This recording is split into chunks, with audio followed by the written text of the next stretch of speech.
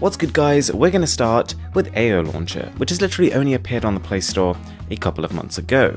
And it's a very odd launcher. There are no horizontal pages to scroll across, there's no traditional app drawer, this is just one vertical feed, containing quick settings, lots of system information, applications present in words inside bubbles, and lots more. You can choose the order that different sections appear in, there's a dedicated search bar, and the fact that everything here is in one feed means that some aspects of your smartphone, such as specific settings menus, are much quicker to reach this way. Next up is the Live Launcher, which you may not have heard of, but this is either the best or one of the best launchers when it comes to 3D animation.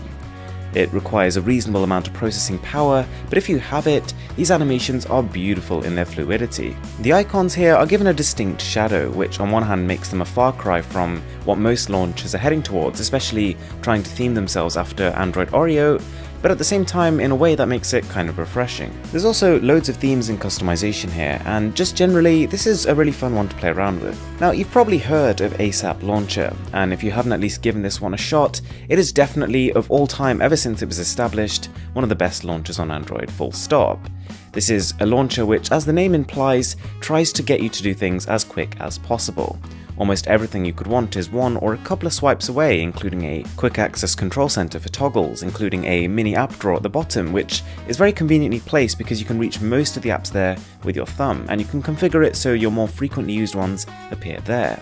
A double tap you can also configure for a certain other action, and you can even pull out an app drawer from the left hand side, which can be controlled completely again with one finger. ADW is probably a name you've heard being thrown around. This is a launcher that used to be very established in Android's early days, it used to be the go-to option, but since then it has started and stopped a couple of times, but now it looks like it is back and here to stay. This is a launcher that is super optimized, super fluid, and also very much up to date. Everything that works in portrait mode here also works in landscape, and there is huge amounts of customization here. I'd go as far to say even more than Nova. The launcher gives you a lot of control over gestures and puts them in a really easy to use interface. It gives you a lot of fine-tuning capabilities over your icons, the way they look, and it even gives you masks that you can apply to your icons, the equivalent of sort of creating your own icon pack. There are a lot of themes that you can download if you didn't want to manually do the customization, and this kind of accelerates the process.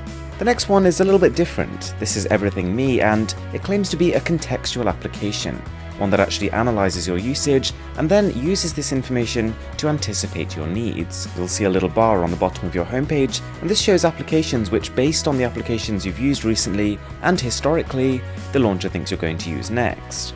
And it doesn't end there. When someone calls you and you miss their call, the launcher will anticipate that you probably want to call them back, so their contact will just pop up in the home screen. It'll quite effectively sort your applications into different categories, and it'll also, based on your currently installed apps, recommend new ones you can download. But you could look at this both ways, some would see it as a bit of a disadvantage. Now, one that I have mentioned about 6 months ago is AO Launcher, which really stands out because of its security focus. Aside from this, it is a fast, pretty well-featured launcher which lacks a little bit in the customizability arena, but it allows you to have pages in your home screen that are pattern protected, where you can hide applications or certain files, in case, for example, you didn't want anyone to know you had them installed, or you've logged into those applications and they contain sensitive information. And this is great, it works really well, but the launcher takes it a step further. From this locked home screen menu, you can create a guest mode, where say you're handing the phone to somebody but you only want them to be able to use a specific set of applications, you can select them, give the phone over to them, and they won't be able to access the rest of your content without correctly typing in the pattern. We've then got Lucid Launcher, which is slightly less feature-rich, but at the same time constantly reminds me of ASAP Launcher. You have an app drawer on the left-hand side, a home screen in the middle, and swiping right from there, you have an integrated browser on your homepage. And you might be thinking, well, it kind of sucks that I've only got one homepage to place icons and widgets, but actually, they are arranged vertically, which is a pretty rare sight, but it works just as well as horizontal. There's also a search bar just for applications here, and also a quick access menu to access your favorite apps a little bit more easily.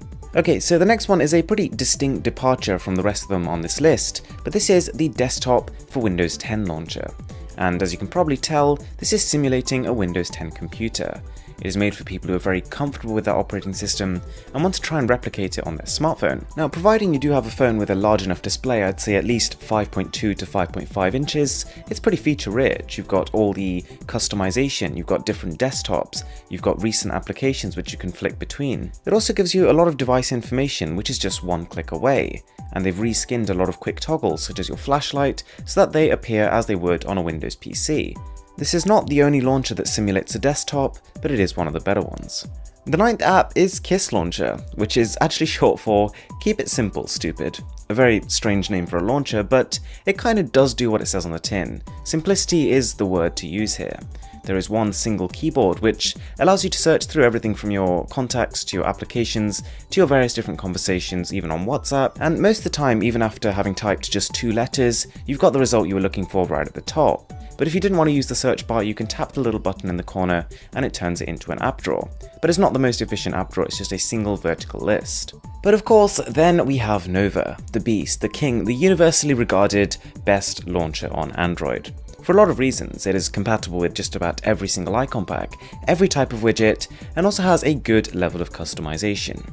And the other main factor is its efficiency. It doesn't drain too much battery life, and because it's so well optimized, it performs well even on lower end phones. So guys, if you haven't already seen my video on the best secret Android launchers, or launchers that are pretty difficult just to stumble across, definitely go check that out. I'll leave it as a card above. As always, thank you guys so much for watching. My name is Aaron, this is Mr. Who's the Boss, and I'm signing out.